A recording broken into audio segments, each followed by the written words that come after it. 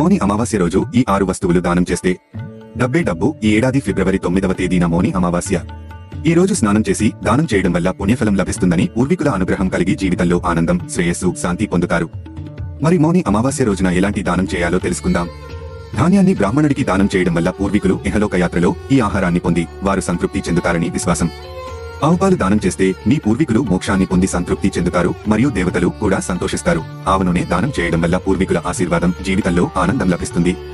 దుప్పటి దానం చేయడం వల్ల గ్రహాల ప్రభావం తగ్గుతుంది. పూర్వీకుల మోక్షానికి కూడా సహాయపడుతుంది. వారు సంతోషించి వారి వారసులు శ్రేయస్ కోసం ఆశీర్వదిస్తారు. పంచదార దానం చేయడం వల్ల పూర్వీకులకు తీపి రుచిని కలిగించి సంతోషపడతారు. ఇంటి ఆర్థిక సమస్యలు తీరుతాయి. ఈ రోజున బ్రాహ్మణుడికి తన సామర్థ్యం మేరకు దక్షిణ దానం చేయాలి. ఇలా చేయడం వల్ల పూర్వీకులు సంతుష్టులై వారి వారసులకు సంపదలు ప్రసాదిస్తారు.